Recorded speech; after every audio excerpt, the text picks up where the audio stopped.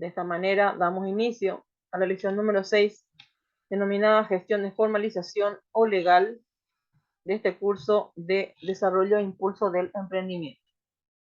Muy bien. Esta es la última parte del plan de negocios, de esta última unidad. Y vamos a ver un poquito qué es la formalización.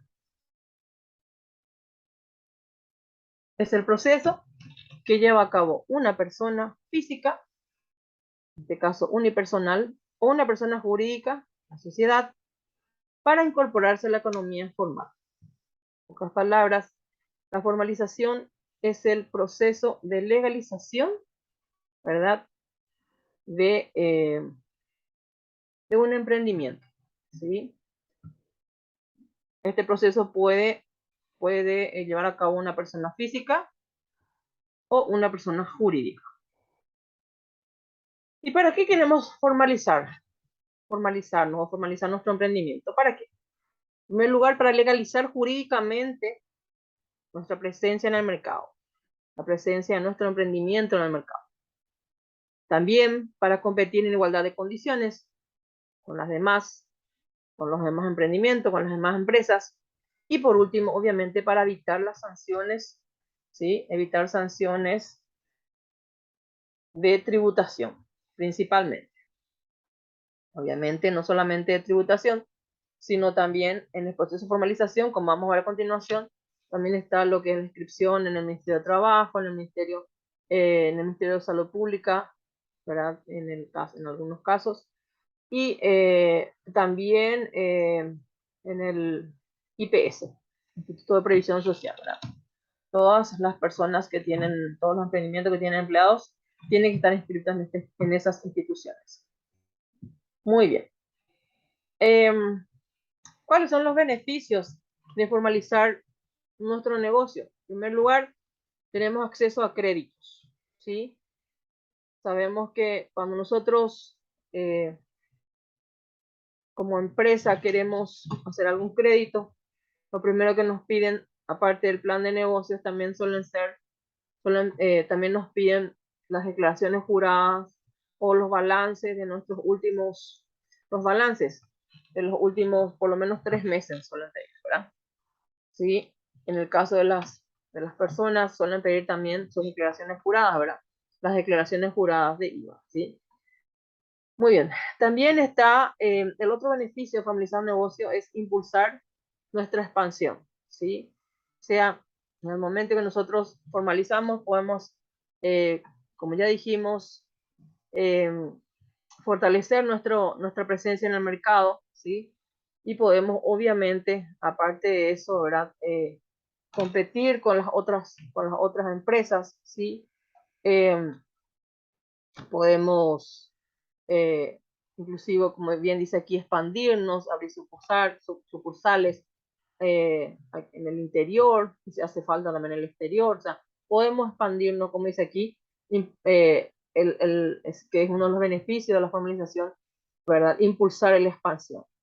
Luego está proyectar confianza, o sea, todas las personas que nos compran, los clientes, consumidores, obviamente si nosotros no formalizamos, no nos pedimos factura y obviamente eso no inspira confianza y obviamente el cliente no vuelve, ¿sí? En cambio, si nosotros damos facturas, ¿sí?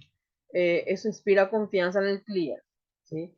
Aparte que hoy en día, como todo está muy formalizado, obviamente, ¿verdad? Los clientes se van a los negocios donde expiden facturas, ¿sí?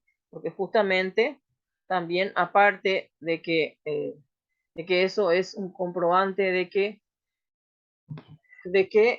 el impuesto que está pagando vaya a parar a donde tiene que parar, ¿verdad? Que es en la Secretaría de Estado de Tributación, ¿verdad? También se utilizan como crédito fiscal, ¿verdad? En casos de ciertos rubros, ¿verdad? Y bueno, y por último, para prevenir sanciones. Ese es otro de los beneficios de la formalizar el negocio, como ya dijimos, ¿verdad? Evitamos sanciones de las instituciones como la Secretaría de Estado de Tributación, el Ministerio de Trabajo, el IPS, ¿verdad? En el caso de los restaurantes, todo eso también en la parte del Ministerio de Salud, ¿verdad? Que tiene que también tiene tiene también su sistema, ¿verdad? De control de los lugares donde se hacen donde se piden comida, ¿verdad? El control y habilitación de los establecimientos, al igual que también de la municipalidad. Entonces, o sea, evitamos sanciones de todo tipo, ¿sí? Y también, obviamente, de las instituciones de control, ¿no? Vamos a estar viendo justamente cada rubro, algunos rubros, ¿verdad?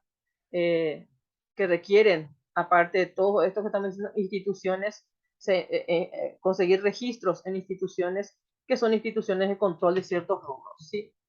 Bueno, ¿cuáles son los pasos legales? ¿Sí? Así, en forma bien detallada para la formalización.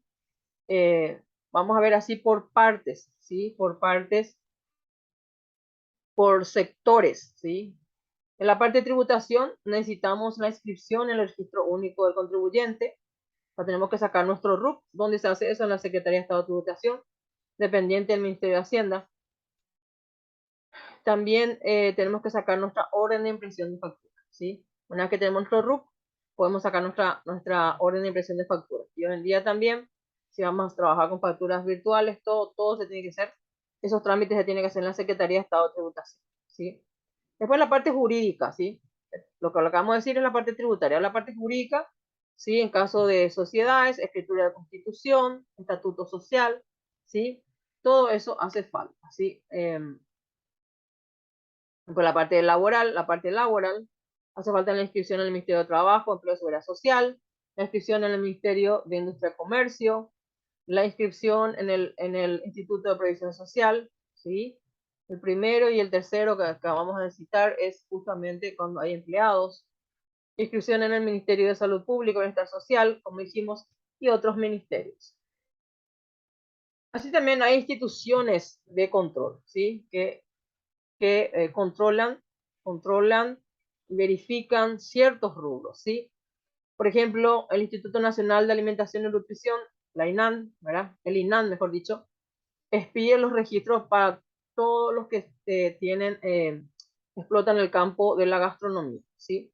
Entonces, cualquier persona que tiene un emprendimiento, restaurante, bar, confiterías, panaderías, tienen que tener registro de la INAM, ¿sí? El Instituto Nacional de Tecnología, Normatización y Metrología, la INTN, ¿sí?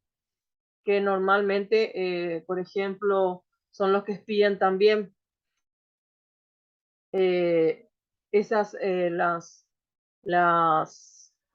los permisos, ¿verdad? Y los controles, ¿sí? Realizan controles sobre por ejemplo, uno de los ejemplos, ¿verdad? En los sanatorios, ¿sí? La medición de los rayos, de los rayos en el cuerpo del ser humano, son las personas que están en la parte de rayos X, ¿sí? Entonces, ¿qué es lo que hacen ellos? Una medición de la radioactividad en el cuerpo del ser humano, ¿sí? Todos los que trabajan en los sanatorios, en los hospitales, ¿sí? Se tiene que, la parte de radiología, ¿verdad? Sobre todo, tienen un aparatito que les mide el nivel de radioactividad en el cuerpo y eso se tiene que llevar a esa institución, por ejemplo, y ellos avisan cuando uno de los empleados está llegando al límite, ¿verdad? Permitido, entonces a ese funcionario ya hay que apartarle, mandarle en otro sector totalmente donde esté lejos de la radioactividad y que se le dé, por ejemplo, leche, esas cosas, ¿verdad? Durante 3 meses para recuperar su cuerpo, por ejemplo, ¿verdad? Después, pasado un cierto tiempo, ¿verdad? De 3 a 6 meses, vuelven otra vez al sector donde estaban inicialmente, ¿sí? Eso obviamente es cuando de repente el nivel de radioactividad está justamente ya afectado, ya está pasando el límite que va a ser peligroso para el ser humano, o sea, para el empleado, ¿verdad? Después está la Secretaría del Ambiente, la SEAM, que sabemos, ¿verdad? Todos los que se dedican a la parte forestal, a la parte, no solamente, perdón, a la parte del todo lo que pueda afectar al medio ambiente, ¿sí? Tienen tienen que sacar el registro y el permiso de la SEAM, ¿verdad? El Instituto Forestal Nacional, Infona, como su nombre lo dice, ¿verdad? Eh, todo lo que tenga que ver con la parte forestal, hacen el control, sobre el tema forestal. Después está la Secretaría Nacional de Calidad y Salud Animal, SENACSA, ¿sí? Todo lo que se dedica a la parte de ganadería o cría de animales, ¿sí? Cualquier tipo, tiene que tener un permiso de la SENACSA. Ellos hacen sus controles permanentes. Registro y permiso de la SENACSA. Servicio Nacional de Calidad y Sanidad Vegetal y de Semillas, SENAVE, todos los que se dediquen a la horticultura tienen que tener este registro. Y por último está el Servicio Nacional de Saneamiento Ambiental también, ¿verdad? Muy bien. Aparte de eso, aparte de todos estos que estamos viendo así por sectores y las instituciones de control, también están las licencias para operar, ¿sí? Está el permiso de obras, ¿sí? Cuando de repente vamos a hacer construcciones o refacciones, ¿verdad? En nuestro local tenemos que tener el permiso de obras de la municipalidad. La habilitación del local también por parte de la municipalidad, la patente municipal, permiso de publicidad en vías públicas. Si vamos a hacer alguna promoción en las calles, en las columnas, los pasacalles, tenemos que tener permiso de publicidad en vía pública. Después están los impuestos inmobiliarios, cuando tenemos locales propios, servicios urbanos, ¿sí? Todo lo que tenga que ver recolección de basura, ¿sí?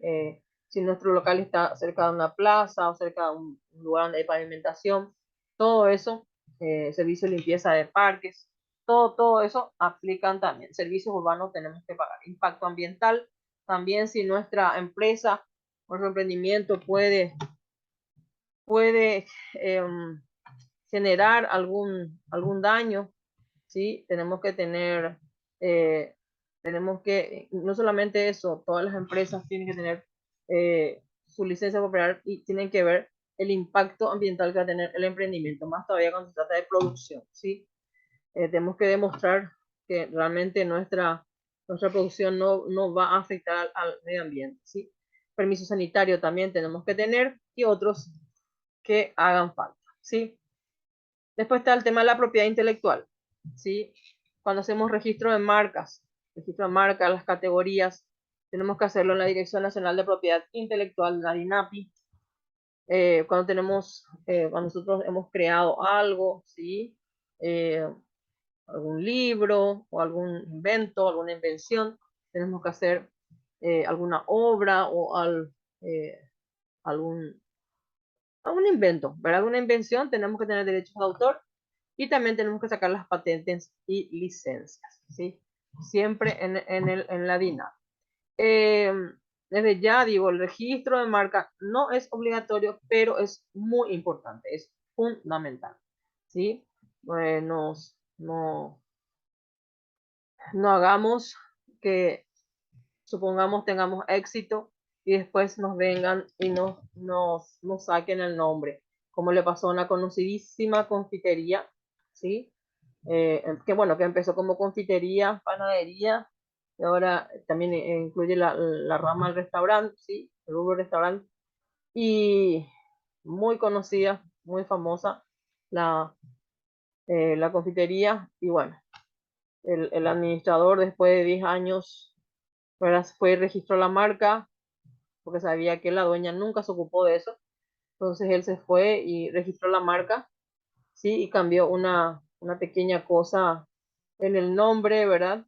Y, o sea, en el logo, uno de los simbolitos, y bueno, y él registró la marca. Entonces la otra persona tuvo que cambiar totalmente su nombre, ¿verdad? Para tratar de justamente,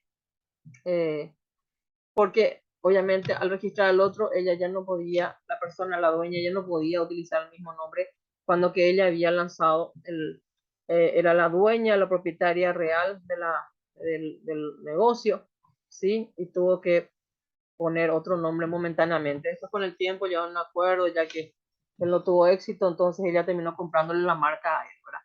Pero para evitar ese tipo de cosas tenemos que de entrada, registrar nuestra marca, ¿sí? La razón social. Dependiendo, ¿verdad? De nuestra estructura, de nuestro emprendimiento, ¿sí? Tenemos que seleccionar la razón social que mejor se adecua a la empresa, ¿verdad? ¿Esto para qué? Para identificar las modalidades tributarias con las que podemos operar y otros compromisos legales que vamos a tener, ¿verdad? Por un lado está el unipersonal individual, que suelen ser todos los emprendimientos, ¿sí? Cómo inician los emprendimientos. Después están las empresas individuales de responsabilidad limitada, las sociedades simples, las sociedades en comandita, sociedad de responsabilidad limitada y las sociedades anónimas, que son las más conocidas, las más utilizadas aquí en nuestro medio. Muy bien, vamos a ver algunos aspectos tributarios, o sea, los más importantes, ¿verdad? Dependiendo de la razón social de nuestra empresa, nosotros vamos a tener, vamos a ver qué tipo de impuestos tenemos que pagar, ¿sí? Constante a partir del año 2020 hubo importantes cambios en el aspecto tributario. Han desaparecido algunos impuestos como el impuesto a la renta de pequeños contribuyentes, ¿verdad? El IRPC, impuesto a la renta de actividades comerciales, industriales y servicios, famoso IRASIS, y el impuesto a la renta de actividades agropecuarias, el IRAGRO, fueron reemplazados por el IRE, que vamos a ver a continuación, ¿verdad? En el cuadro siguiente. Estos son los tributos que están funcionando o están actualizados, ¿sí? A la fecha, ¿sí? Estos son los impuestos que tenemos obligaciones tributarias que tenemos, ¿sí? Actualmente. El IVA, que es impuesto al valor agregado, que dependiendo del rubro del negocio, se paga mensual, semestral. El IRP, que es el impuesto a la renta personal, como su nombre lo dice, se declara anualmente, ¿sí? Eso conforme a la escala que se va teniendo, es que la persona va entrando dentro de lo que es el rubro, o sea, para pagar impuesto a la renta personal, ¿sí? Hay una escala que va saliendo todos los años y se va actualizando, y dependiendo de eso, las personas van entrando para pagar. Cuando pasan ese cierto monto, ¿sí? Establecido, entonces se convierten en contribuyentes del IRP. Después está el IRE general, ¿sí? Impuesto a la renta de empresas general, ¿sí? Que también se declara de forma anual. Por lo general, la empresa general es más para las sociedades y las empresas grandes, ¿verdad? El IRE simple y el IRE re simple. El IRE simple es el impuesto a la renta de empresas simples. Aquí suelen estar las empresas, las medianas empresas, ¿sí? Y algunas microempresas que pasan el nivel establecido. Hay una escala, ¿sí? Que determina quiénes son los que deben pagar o qué rubro, ¿verdad? Entonces, cuando una empresa sobrepasa los 80 millones, ¿sí? De 1 a 80 millones paga, ¿verdad? Que está en el IRE re simple. Pero si la empresa define, puede pasar directamente al IRE simple para poder facturar. ¿Por qué? Porque en el IRE re simple no facturan, no se presenta factura, sino boletas de venta, ¿sí? Entonces, sabemos que las personas que vienen a comprar un local casi siempre quieren factura legal, entonces quieren su factura para su IVA crédito, ¿sí? Entonces, muchas empresas optan directamente, ¿sí? Que podrían estar dentro de lo que es el IRE re simple, pero optan directamente por entrar dentro del tributo del IRE simple, ¿sí? Entonces vamos, para establecer un poquito la escala, del 1 a 80 millones tributan los que están en el IRE re simple. Pasando los 80 millones 1.000, ya tienen que pasar, si pasa esos ingresos, ese monto, entonces tienen que pasar al IRE simple, ¿sí? Y cuando el IRE simple va de 80 millones, 1.000, ¿sí? Hasta 2.000 millones de guaraníes. 2.000 millones, 1.000, ya pasa a ser IRE general. O sea, tienen que pasar a tributar como IRE general. Entonces, todos estos tributos se declaran en forma anual, ¿sí? Muy bien, vuelvo a recalcar, los que están con el IR simple bajo la denominación IRR simple no facturan, tampoco pagan IVA, presentan boletas de ventas, ¿sí? Los que pasaron los 80 millones, o sea, 80 millones unir, tienen que tributar IRE simple y tienen que expedir factura legal y pagan IVA también, ¿sí? Muy bien. Después está el IDU, que es el impuesto a los dividendos y utilidades, ¿sí? Justamente este impuesto es que se aplica a los accionistas de las empresas, ¿sí? El INR, que es el impuesto a la renta de no residentes, son las personas que están desde el exterior enviando el dinero para sus familiares, por ejemplo, tienen que pagar ese impuesto a la renta de no residentes, ¿sí? El ISC, que es el impuesto selectivo al consumo, ¿verdad? Que tienen que pagar justamente las empresas que se dedican a la venta ¿cómo se dice? A la venta de productos de consumo, ¿sí? Y su declaración es mensual. El IDU, el impuesto a la renta de no residentes y el impuesto selectivo al consumo es mensual también, ¿sí? Muy bien. Después está el tema de lo que es la cédula MIPYMES. La cédula MIPYMES no es obligatorio tener, ¿sí? Para como su nombre lo dice, MIPYMES, de los micro, pequeñas y medianas empresas, ¿verdad? Pero otorga innumerables beneficios que vamos a ver en un ratito, ¿sí? ¿Qué es la cédula MIPYMES? Es el documento gratuito que acredita la formalización de la micro, pequeña y mediana empresa, ¿sí? Esta cédula se puede sacar todo se puede sacar de manera online, ¿sí? O sea, tramitar todo de manera online en este sitio, justamente que está aquí, justamente, en este lugar hacen clic, ¿sí? Y pueden sacar perfectamente. Acá justamente va explicando, ¿sí? Un ratito. Aquí, por ejemplo, explica un poquitito, ¿sí? Un ratito, sí. Y en este sitio uno hace clic, ¿sí? Y va a haber un lugar donde justamente van a encontrar una ventana que dice registro de empresas. Ahí hay que darle clic, ¿sí? Y una vez que estén ahí, tienen que ingresar en otra opción donde dice justamente apertura de empresas unipersonales, EIRL, ¿verdad? Entonces ahí ustedes le dan y va a salir, luego le van a dar la selección donde dice requisitos, ¿verdad? Y en este se va a abrir un formulario que ustedes tienen que llenar de manera online, ¿sí? Esto no se puede guardar, tienen que llenar de manera online, ¿sí? Y luego tienen que tener sus documentos a mano. En caso de empresas ya constituidas, ¿sí? Cédulas de identidad, RUC, ¿verdad? También en la constancia del RUC, ¿sí? Después, balances del año anterior, ¿sí? En caso con una empresa nuevita, tiene que juntar todos estos documentos, cédula, RUC, constancia de RUC y un formulario que también se consigue en este mismo sitio, ¿sí? Donde te larga una lista una lista un formulario donde vos tenés que detallar tus activos fijos, ¿sí? Los activos con los cuales vos estás empezando la empresa, ¿sí? Una vez que tengas todo esto, escaneas todito y subís a este sitio justamente donde dice aquí, verás, se debe registrar en la plataforma BUE, ventana única del exportador. Sí, y luego justamente hace una aclaración que para hacer estos trámites indefectiblemente tienen que tener registro en el Ministerio de Trabajo y también en la inscripción en IPS, ¿sí?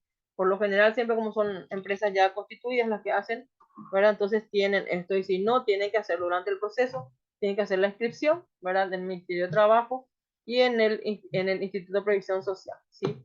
En el caso que no tengan empleados, hagan la inscripción de ustedes, de los propietarios, entonces para habilitar, porque para hacer este trámite de la cédula MIPYMES, sí o sí, se necesita se necesita esta inscripción, es obligatoria, ¿verdad? Tanto en el Ministerio de Trabajo y también en IPS, ¿sí?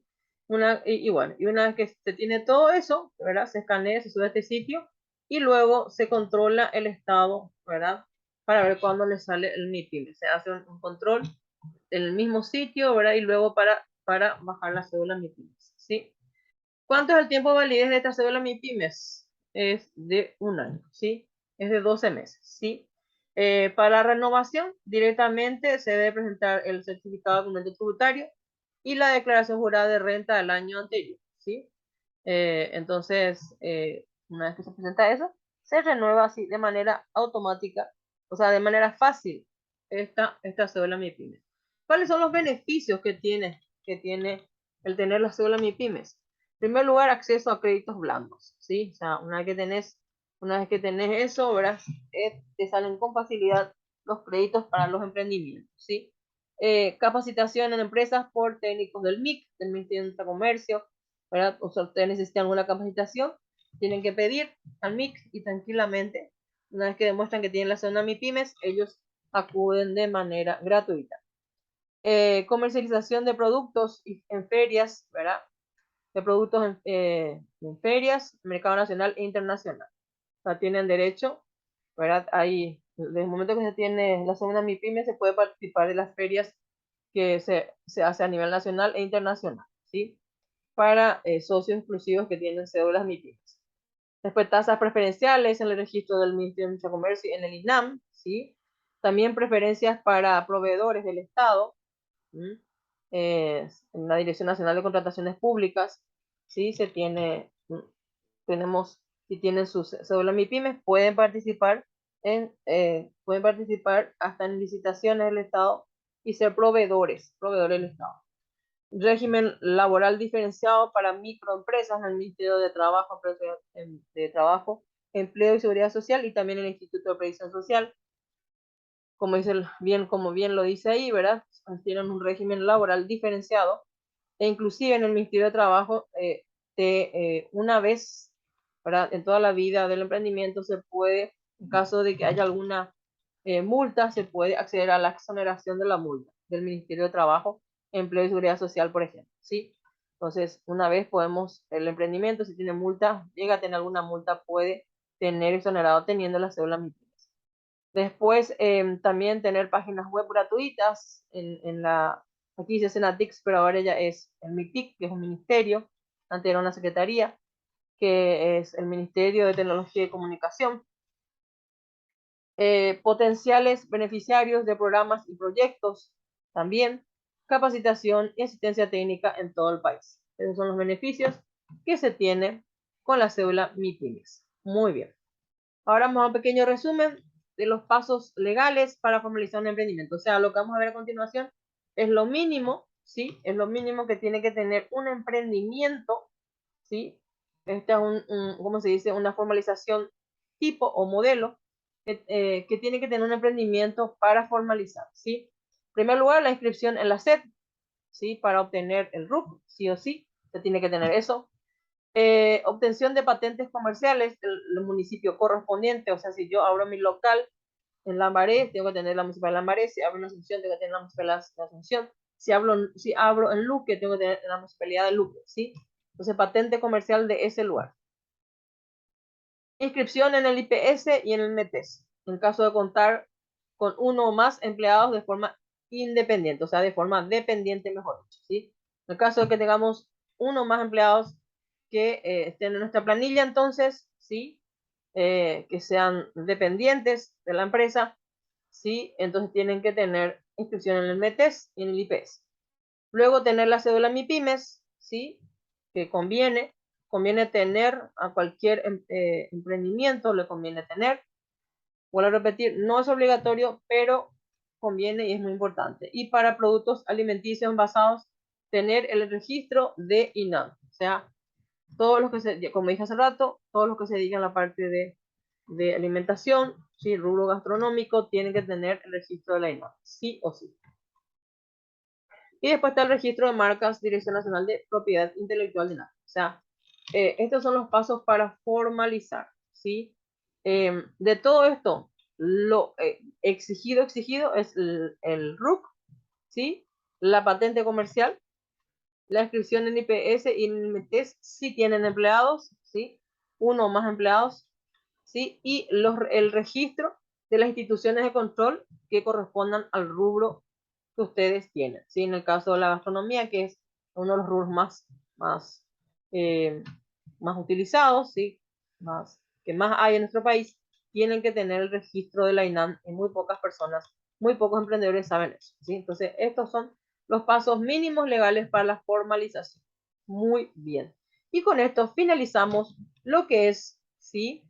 Lo que es nuestra unidad, nuestra unidad 6, nuestra lección 6 de formalización, ¿sí? Y me despido con este mensaje, ¿verdad? Que es muy, muy motivador, siempre un mensaje motivador, ¿sí? ¿En qué escalón estás colocado? Quiero que pienses en qué escalón vos estás actualmente colocado, ¿sí? Si siempre a todo decís no lo haré, o tal vez puedes decir no puedo hacerlo, o tal vez decís quiero hacerlo, o tal vez sos de las personas que dicen cómo hacerlo, cómo puedo hacerlo, o de las personas que dicen lo intentaré, trataré de hacerlo, o sos de las personas que dicen puedo hacerlo, lo haré, y sí se puede, ¿sí? Entonces quiero que pienses hoy en qué escalón estás colocado, ¿sí? Y vamos, si por ahí estás por abajo, trata de estar en el escalón más alto y llegar a decir, puedo hacerlo, lo haré, y sí, sí pude hacerlo, ¿sí? Entonces, con esto finalizamos lo que es entonces la unidad 6 y también lo que es el curso Plan de Negocios. Muchas gracias.